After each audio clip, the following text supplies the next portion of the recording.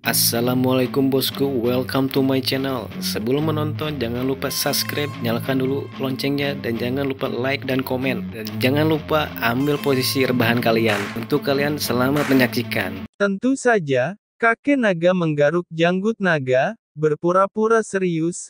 Seperti yang kamu pikirkan, akar cederanya terletak pada latihannya, yang terlalu sombong, baik tubuh maupun jiwanya tidak dapat menanggungnya.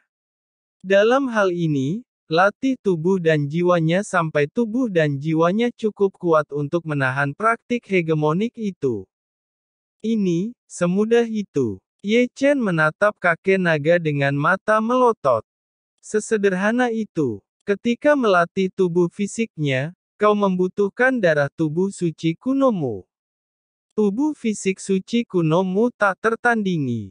Beri dia beberapa, hanya baik, tidak membahayakan. Adapun jiwa, kau juga perlu memberinya kekuatan jiwa.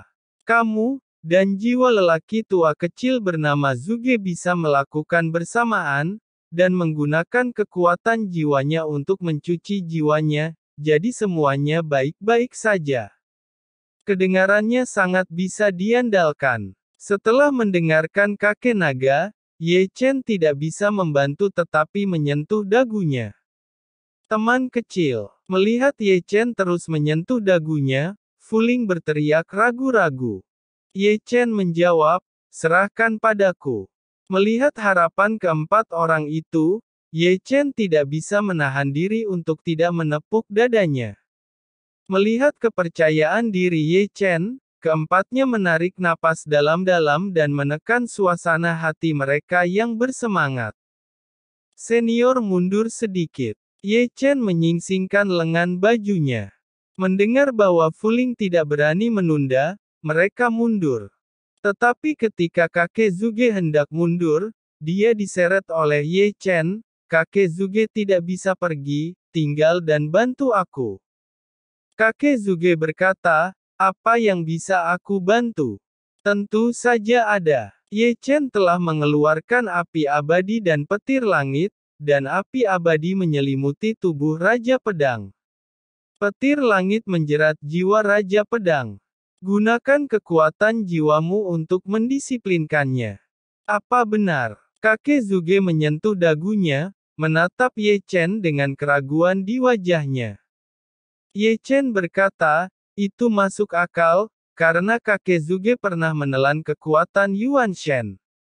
Ye Chen mengangkat bahu dengan santai. Kekuatan Yuan Shen. Mendengar kata ini, Fuling, Du Guao, dan Biou tidak jauh dari sana memandang lelaki tua Zuge. Jika Ye Chen tidak mengatakannya mereka bertiga tidak akan tahu lelaki tua Zuge memiliki keberuntungan seperti itu. Ini kebetulan, ini kebetulan. Zuge tua itu terbatuk, dan dia menyembunyikan kesombongannya dari mereka. Kemudian, dia menatap Ye Chen lagi, aku masih tidak yakin, bahkan jika aku menelan kekuatan Yuan Shen, ini tidak ada hubungannya dengan cederanya. Sekarang, izinkan aku menjelaskannya secara sistematis. Ye Chen berkata sambil menyempurnakan kutukan sihir Raja Pedang.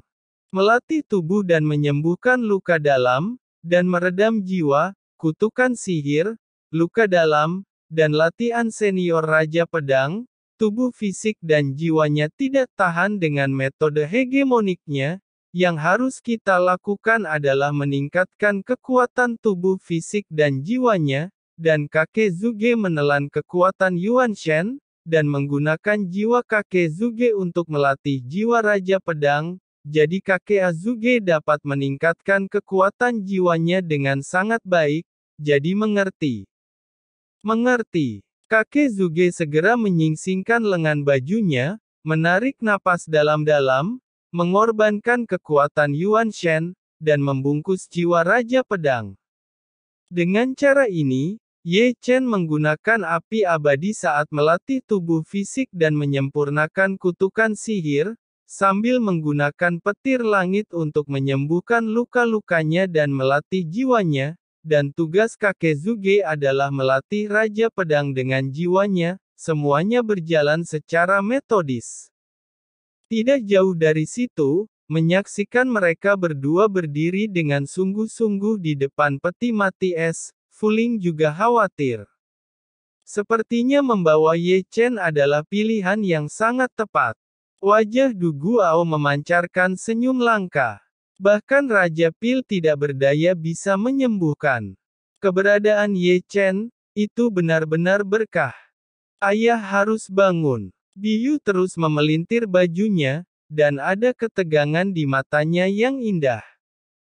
Fu Ling berkata, yang sangat ingin aku ketahui sekarang adalah siapa yang menyakiti kakak laki-lakiku. Fu Ling mengeluarkan suara dingin, dan cahaya dingin melintas di matanya yang indah.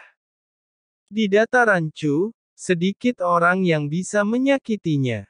Du Guao mengerang. Jika kamu memeriksa satu persatu, jawabannya sulit ditebak, tetapi peristiwa tahun itu terlalu aneh. Mungkin ada hal-hal yang tidak kita ketahui. Atau tunggu dia bangun, semuanya akan jelas. Dengan cara ini, ketiganya berdiri di sini, diam-diam memperhatikan Zhu Geyu dan Ye Chen tidak jauh. Semuanya berjalan secara metodis. Waktu berlalu perlahan sampai malam tiba, dan Ye Chen serta kakek Zhuge masih berdiri di sana. Selama periode ini, Ye Chen terus mengorbankan darah tubuh kuno dan menuangkannya ke Raja Pedang. Dengan usahanya, kutukan sihir Raja Pedang telah disempurnakan, dan cedera luka dalam telah disembuhkan. Sekarang Ye Chen melatih tubuh dan jiwa Raja Pedang, bekerja sama dengan kakek Zhuge. Tidak jauh dari situ, Fu Ling, Du Guao, dan Biou tidak pernah menggerakkan langkah mereka, dan masih memandang dengan cemas. Senior Fu Ling, Anda bisa membuka segel Raja Pedang, Ye Chen memerintahkan. Mendengarkan perintah Ye Chen, Fu Ling bergegas maju, Yu Shou menjentikkan dan menunjuk ke alis Raja Pedang, mengangkat segel. Tiba-tiba, napas seorang tiran keluar dari tubuh Raja Pedang, dan udara dominan meski begitu keras dan berat sehingga peti mati es yang tergeletak di atasnya meledak dan seluruh tubuh tergantung di udara, tetapi sayangnya, Raja Pedang masih tertidur. Kakak, melihat nafas Raja Pedang menjadi seimbang, Fu Ling merasa lega dengan desahan lega. Dibandingkan dengannya, Biyu yang maju tampak lebih bersemangat. Ye Chen, kamu baik-baik saja. Berpaling dari Raja Pedang, Biyu memandang Ye Chen, melihat wajahnya penuh keringat, Biyu dengan cepat mengeluarkan sapu tangan untuk menyekanya. Baiklah. Oke. Ye Chen tertawa. Melihat Biyu melakukan ini, kakek Zhuge itu terbatuk ke samping, dan berkata, begitu banyak keringat di wajahku, tidak ada yang menyekanya, sungguh menyakitkan ketika aku menjadi tua. Begitu Biyu mendengarnya, rona merah muncul di pipinya, dan dia segera berdiri di depan kakek Zhuge. Kakek Zhuge memandang Biyu dengan senyum di wajahnya. Kamu tidak seperti ini sebelumnya. Jarang melihatmu tersenyum sebelumnya. Mengapa setelah pergi ke utara menjadi penuh semangat? Apakah sebelumnya karena Ye Chen?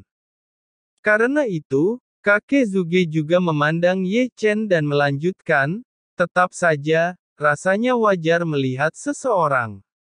Aku tidak mengakuinya, wajahku merah. Apakah kamu menyebalkan? Perbaiki dengan benar, di sini, Ye Chen langsung memarahi, karena kakek Zhuge hanya peduli menggoda Biyu, dan kekuatan jiwanya telah menyimpang secara serius.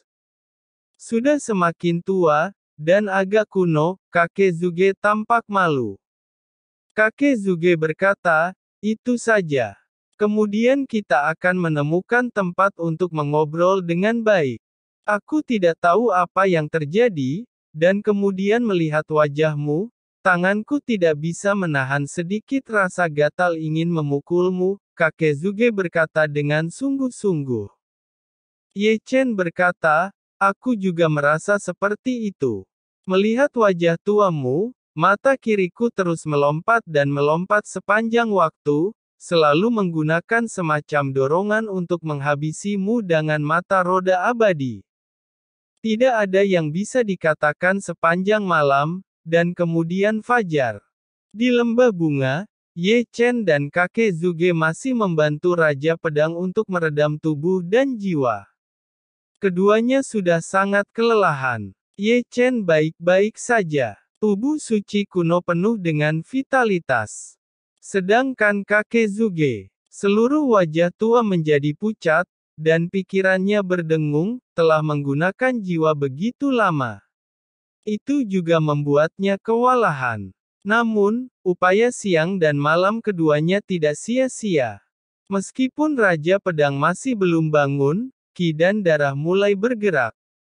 Ini akan menjadi hampir 2 jam lagi, kata Ye Chen, tidak bisa membantu tetapi menyeka keringat dari dahinya. Namun, gerakan tangan Ye Chen yang tidak disengaja membuat semuanya terkejut, menatap cincin zamrud yang dikenakan di jari Ye Chen. Cincin giok suancang. Mata Du Guao tertuju pada jari Ye Chen yang memakai cincin. Wah, dari mana kamu mendapatkan cincin ini? Kakek Zuge itu menatap lurus ke arah cincin giok suancang. Senior Zhongyan memberikannya padaku. Ye Chen tidak menyembunyikannya. Kakek Zuge dan Du Guao tahu tentang cincin itu, dan mereka tahu cincin giok suancang. Dia tidak terkejut. Zhongyan. Setelah mendengar nama itu, Du Guao, kakek Zuge dan Fuling saling memandang. Jadi, kamu sekarang adalah generasi ke-99 penguasa Yan Huang. Du Guao menatap Ye Chen dan bertanya. Ye Chen tersenyum dan mengangguk. Melihat Ye Chen mengangguk, Du Guao, kakek Zuge dan Fuling tercengang. Cahaya redup melintas di mata mereka, bahkan ketika mereka melihat mata Ye Chen menjadi berbeda, jika mereka tidak melihat cincin suancang, mereka semua mungkin masih tidak tahu bahwa Ye Chen ternyata adalah penguasa Yan Huang generasi ke-99. Kakek Zuge berkata, aku telah mendengar bahwa Yan Huang telah bersatu. Penguasa Yan Huang saat ini sangat misterius. Aku tidak pernah mengira orang misterius penguasa Yan Huang adalah dirimu, kakek Zuge menghela nafas. Tidak heran Ye Chen memiliki pasukan kultivator yang besar. Du Guao mengerang, itu pasti pasukan Yan Huang. Sepertinya kita masih terlalu meremehkannya. Fuling membisikkan senyum. Sementara ketiganya diam-diam berbicara, 3 ingatan Ye Chen melayang ke lautan ketiganya, orang yang menyampaikan pengetahuan itu adalah Ye Chen, dan jejak pada pengetahuan itu adalah beberapa kenangan tentang Ye Chen. 35 detik kemudian, Du Guao, Fuling, dan kakek Zuge semuanya tercengang penuh keterkejutan. Tidak heran mereka begitu, hanya karena Ye Chen menyampaikan kesadaran mereka dengan banyak berita mengejutkan, seperti menjadi ketua sekte Heng Yue, mengendalikan Seke King Yun, persatuan dengan banyak keluarga, aliansi bahkan kota alkemis juga bergabung. Sebenarnya, kau benar-benar mengendalikan kekuatan sebesar itu. Penampilan kakek Zuge menjadi terkejut untuk pertama kalinya. Kita semua telah terperangkap dalam drum, dan sekarang kekuatan di bawah kendali Ye Chen sudah cukup untuk menyapu pasukan di kedua sisi dataran Chu. Mata tajam Du Guao bersinar karena terkejut. Bagaimana Ye Chen melakukannya dalam waktu sesingkat itu? Hati Fuling sangat terkejut. Selanjutnya, keheningan di lembah bunga sangat mengerikan. Mata Du Guao, Fuling dan Zuge tidak pernah lepas dari pandangan Ye Chen. Generasi muda inilah yang telah melakukan terlalu banyak hal yang tidak berani mereka bayangkan. Adapun Ye Chen, saya sudah menduga bahwa ketiganya akan menjadi ekspresi ini, begitu banyak peristiwa yang menghancurkan bumi, siapapun yang berhenti akan terkejut. Dengan cara ini, hanya 1 jam kemudian, Ye Chen menjatuhkan dan melepaskan telapak tangannya. Begitu Ye Chen menghembuskan napas, Ye Chen membeku dan hampir jatuh. Kakek Zuge di samping tidak jauh lebih baik. Keduanya mengkonsumsi banyak energi, dan mereka dikonsumsi siang dan malam. Hingga 2 jam, senior Raja Pedang bisa bangun. Ye Chen tertawa sambil menyeka keringatnya. Fuling berkata, "Terima kasih teman kecil, aku berhutang budi padamu lagi." Ini bukan apa-apa. Ye Chen melambaikan tangannya, lalu mengangkat kakinya yang lembut, berjalan ke satu sisi, menemukan tempat yang nyaman untuk duduk. Ini Biyou. Setelah duduk, dia akan melirik Ye Chen dari waktu ke waktu. Setelah hari itu, kamu telah mengalami banyak hal. Biyu memeluk lututnya dan akhirnya berbicara. Tidak masalah. Ye Chen menjawab dengan santai, dan pada saat yang sama Ye Chen sibuk memberi pil pada kakek Zuge. Kakek Zuge berkata, "Lihatlah nasib kalian berdua, atau kalian berdua akan menikah." Di satu sisi, kakek Zuge memandang Ye Chen dan Biyu dengan cerah, dan berkata dia tidak lupa menggosok tangannya. "Serius, kalian berdua sangat cocok. Kakek, kamu bicara omong kosong lagi." Biyu melirik lelaki tua di Zuge, pipinya memerah. "Itu saja." Ye Chen melirik Zuge Yu. "Kita berdua sangat akrab, aku malu naik ke tempat tidur." Kakek Zuge membuka mulutnya, dan sudut mulutnya menarik bolak-balik beberapa kali. Pada saat ini, pipi Biyu langsung memerah, tidak pernah berpikir bahwa Ye Chen akan mengatakan kata-kata sembrono seperti itu, dia baru saja bangkit dan pergi. Setelah Biyu pergi, Ye Chen mendekat ke kakek Zuge. Saat keduanya berbicara, raungan terdengar, mendengar itu, keduanya saling memandang. Di sana, Raja Pedang telah berdiri, matanya yang tertutup tiba-tiba terbuka, dan 2 tembakan tertegun benar-benar terkejut. Dia benar-benar memiliki postur agung duniawi, tubuh agung dan tinggi, sekuat gunung, rambut hitam tebal mengalir seperti air terjun, ditutupi dengan cahaya keemasan, dipenuhi dengan emas cemerlang, yang paling penting adalah roh tirani semacam itu, bahkan ruang terdistorsi untuk itu. Deru. Dia berteriak di langit dengan raungan naga, meraung keluar dari udara keruh di rongga, dan meraung seperti guntur yang menggelegar, mengguncang langit berbintang. Oke, paksaan yang sangat kuat. Ye Chen membuka mulutnya, matanya penuh kejutan. Akhirnya bangun. Zuge Yu telah berdiri dan melangkah mengelilingi Raja Pedang. "Kakak." Mata Fuling sudah merah. "Ayah." Biyu melebih-lebihkan, dan terbang langsung ke pelukan Raja Pedang, air mata membasahi bajunya. "Kamu masih raja tahun ini." Du Guao tersenyum bangga. Situasi ini, benar-benar mengharukan. Kakek Zuge melangkah maju, dan wajah tuanya langsung menjadi jauh lebih muda. "Aku tidak menyangka akan bertemu denganmu lagi." Raja Pedang tersenyum sedikit untuk perubahannya.